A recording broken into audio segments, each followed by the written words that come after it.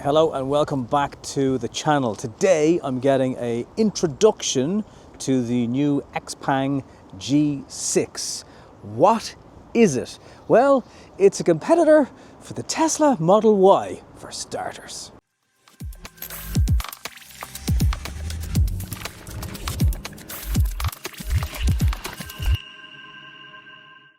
XPeng are another company from China. To give you some context, Volkswagen Group invested $700 million into this company in 2023. They bought just under 5% of shares.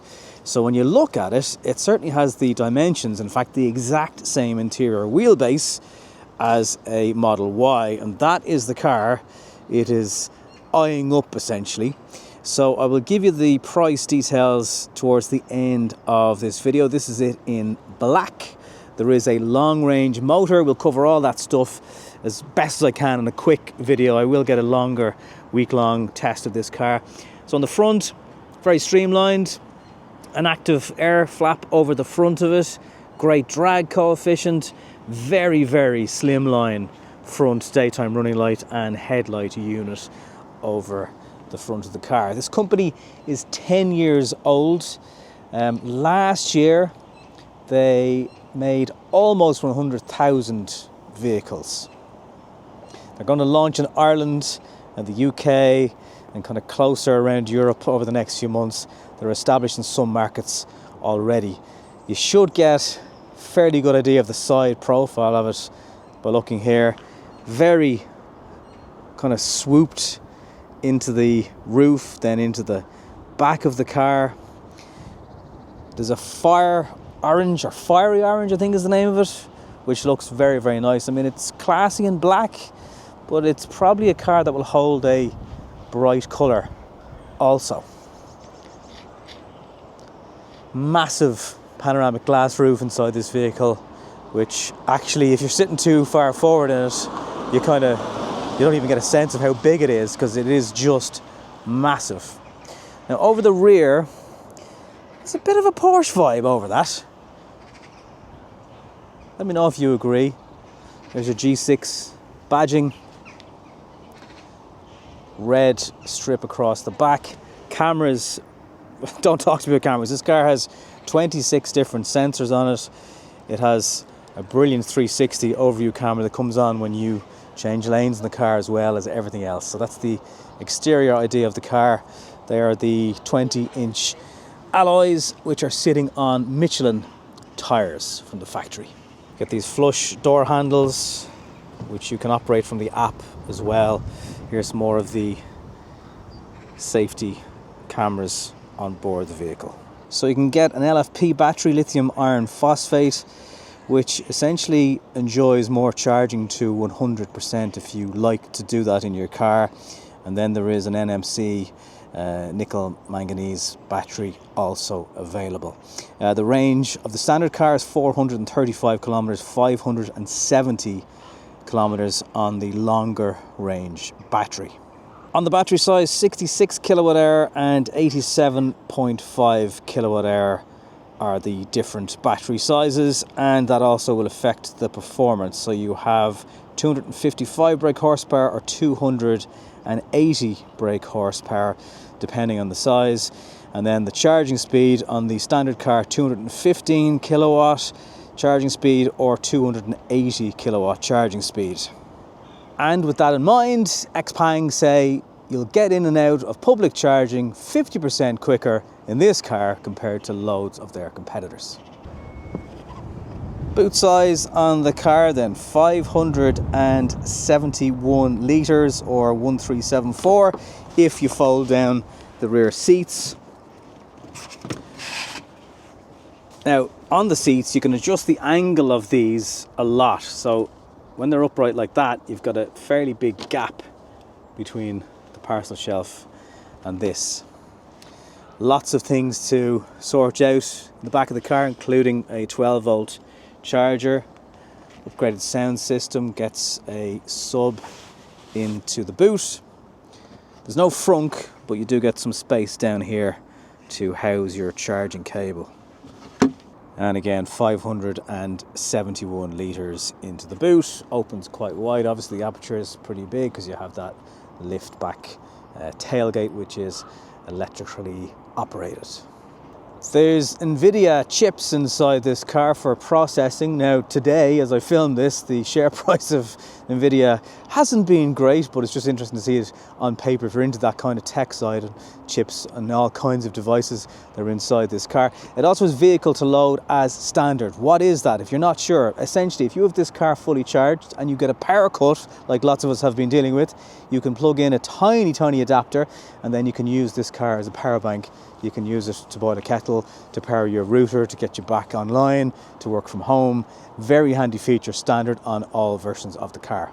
Just to give you the idea then on the rear of it, so this is a really bright interior. You can get it in black if you prefer, but I think the bright colour complements the exterior well. Now one thing that I've noticed just from this very quick look at the car, the rear window is quite restricted from the way the roof slopes down. Now the cameras are amazing and they will assist you in everything, but just interesting to note that the rear window is quite small.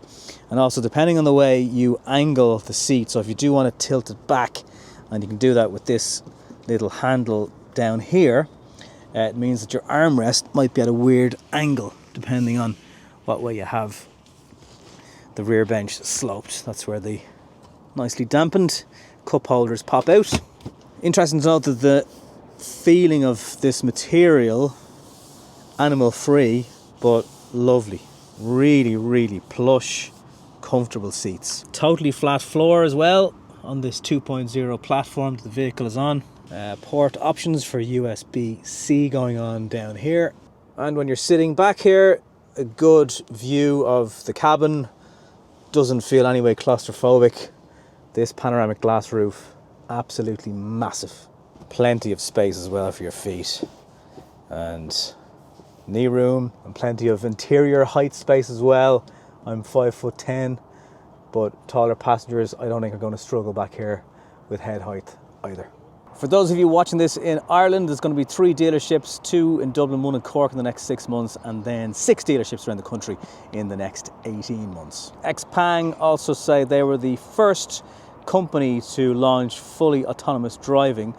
And even though this company originates in China, a lot of the testing on this vehicle has been conducted in Europe.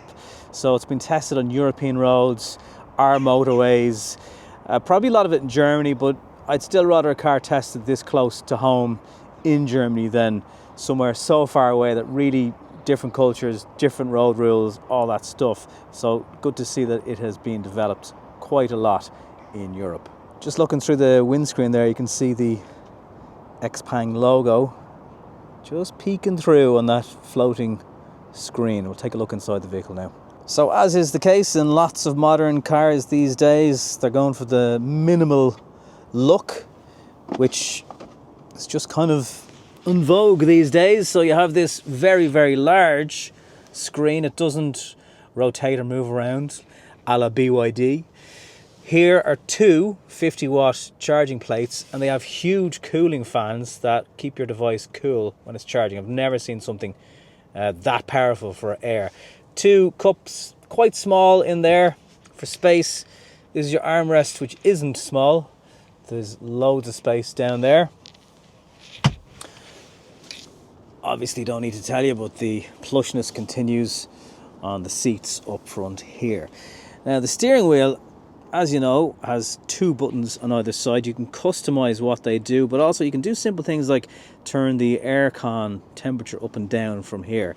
And they also say the voice recognition, not only is it faster than their competitors, I've tried it, turning on headlights, turning the screen into dark mode, all worked first time, understanding my local Irish accent without any issues. So that was impressive on first glance. Looking at the materials, I mean, it's reasonably soft up here. You've got speaker and soft looking style materials going on here. This is how you open the door, button down in this part. Again, feels easily as good as anything from Tesla. A little bit softer up here. Driver instrument screen, reasonably narrow, but gives you all the information you'd want, and also you've got so much screen time going on over here. I don't know if you actually need another huge screen. Something else that I thought you might find interesting, the same guy who designed the Lamborghini Gallardo Spider designed this car. As happens a lot in EVs these days, the lack of transmission tunnel means you can put some storage space down here. There's plenty of it here.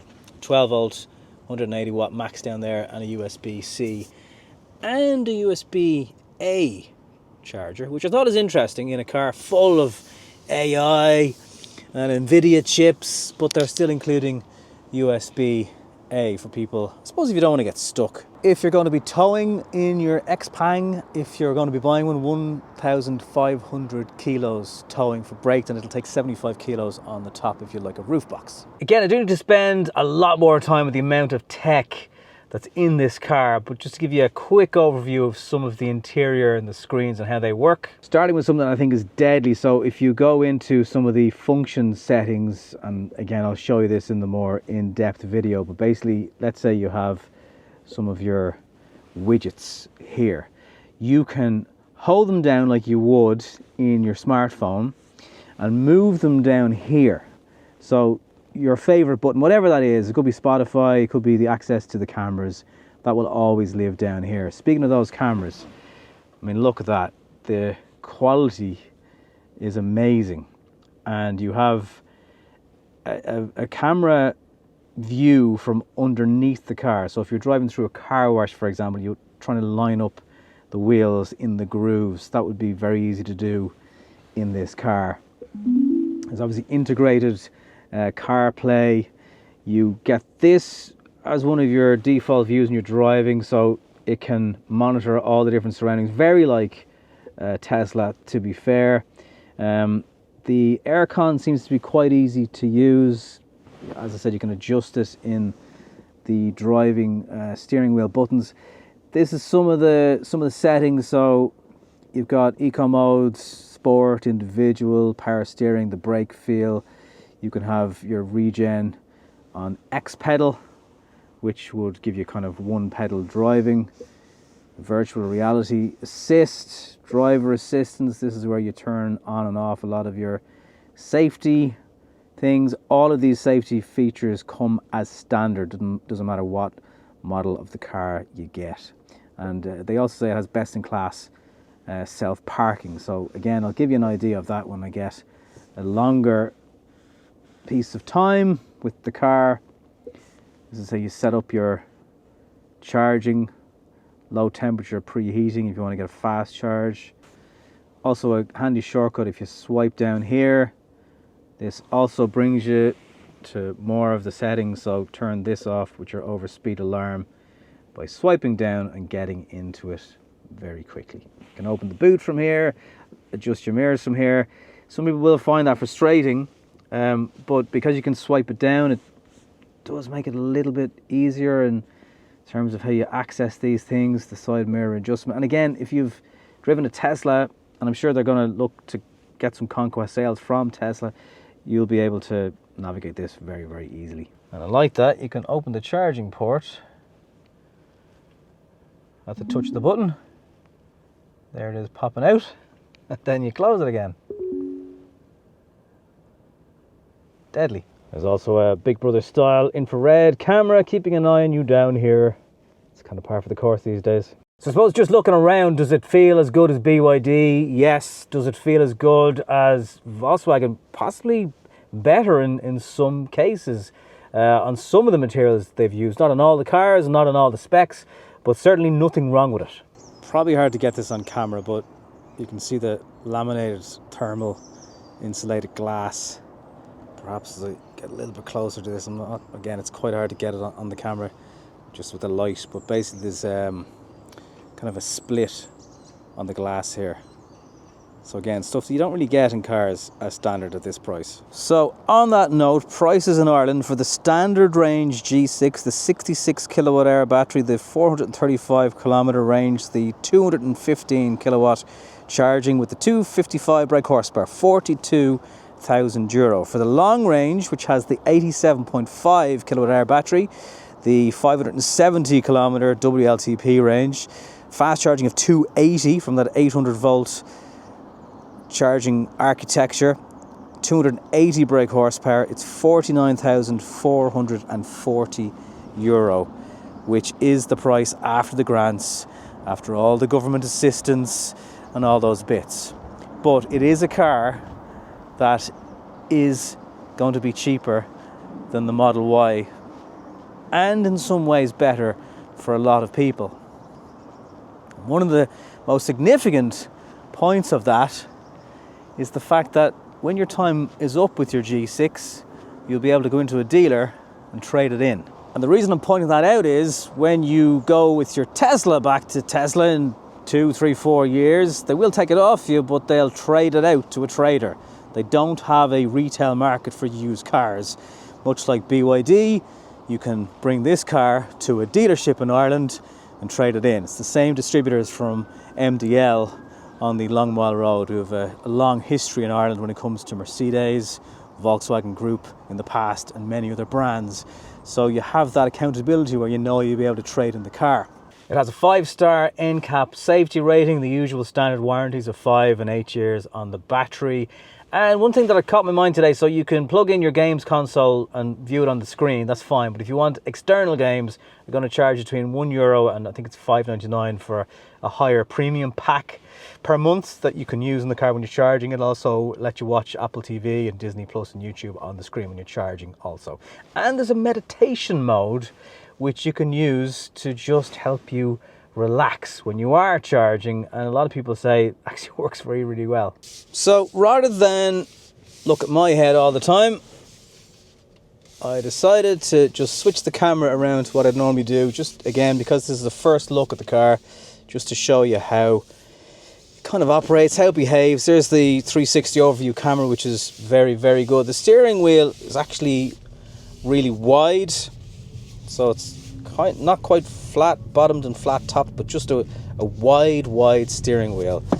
Good visibility all round in the vehicle. This screen is obviously huge, but just to give you an idea, so when you indicate, it'll give you an overview of what's around you, and that's really useful for parking and just all those things that you encounter on daily life. A claimed efficiency of about 17.5 kilowatt hours per 100 kilometers. On my test drive today, I hit the magic number, actually slightly better, 17.4 kilowatt hour per 100 kilometer. And remember, that is at 10 degrees, not summertime.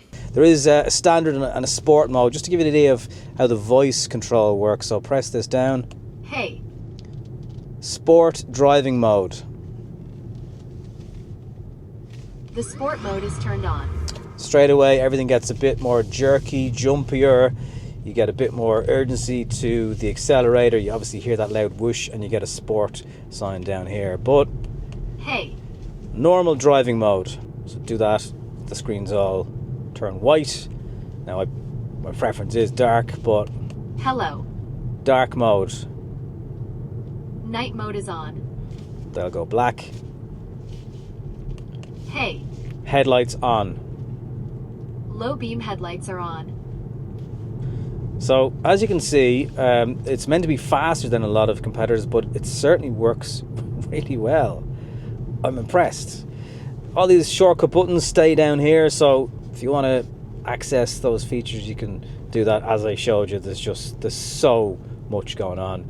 There's a widget to that camera that's always there that gives you an idea again of the overview of the XPeng G6. It doesn't stay on over a certain speed, but obviously if you're maneuvering the car, that will work.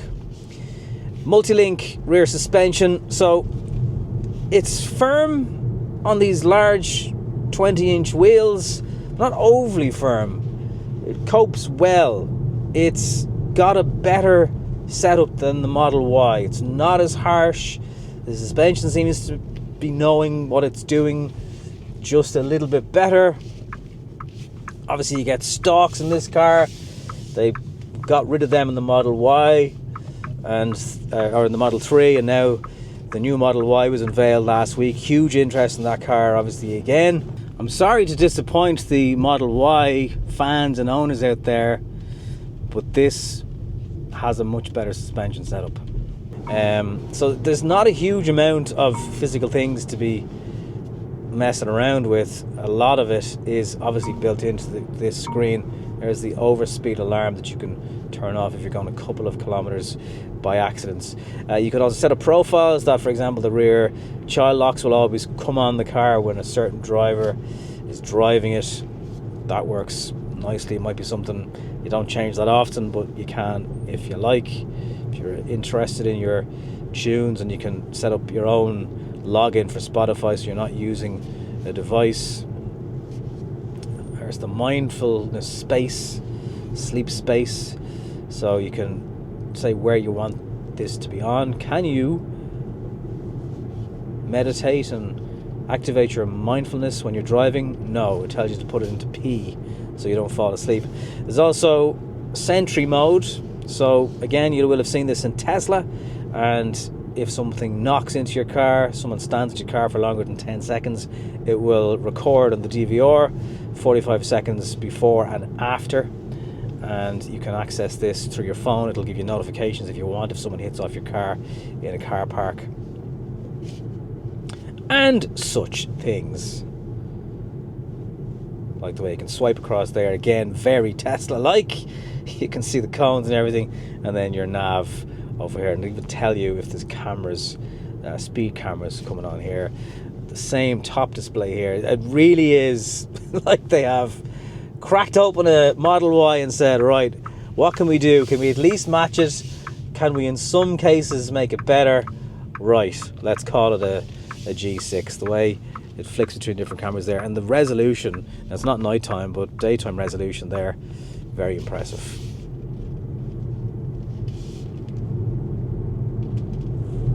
Plenty of power. There is a dual motor performance version coming later in the year.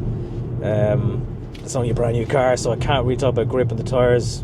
Why wouldn't it grip with these Michelin that it's sitting on? But definitely a noticeable difference compared to the Model Y in terms of the suspension. It's also just a tougher build of car, so it should be a more reinforced driving experience, whether it's less body roll, better handling. Again, haven't had huge amounts of time to test that out today, but just briefly earlier on, it felt like the handling was pretty good for this size of car. So as I said, just a very brief overview look. I haven't had much time with this car at all today. I just wanted to give you an idea of some of the latest models that will be launching. As far as I know, there'll be a dealership ready to go this week. I'm filming this on the, whatever it is, 26th, 27th of January. So you should be able to test drive one of these G6s pretty soon. But as an initial look, and with the price that I'm about to reveal, it is definitely another contender if you're after an electric SUV and you don't want a Mr. Musk car. I've only had a brief little bit of time with it today. On the surface, another really good, but you could say bland looking electric SUV. I think that's kind of the point though. They just want to get people to try it. They don't want to alienate people maybe with the design, keep it kind of safe. Certainly some of the tech on board is phenomenal. I do need more time to have a proper look around it. But if you're in the market for an electric car, you've had enough of Elon, you've had enough of was he making gestures or not, this could be the next electric SUV for you. Thank you very much for coming with me in the video today this far. If you would like to consider subscribing, I would massively appreciate it, and I'll talk to you in the next one. Thanks for watching.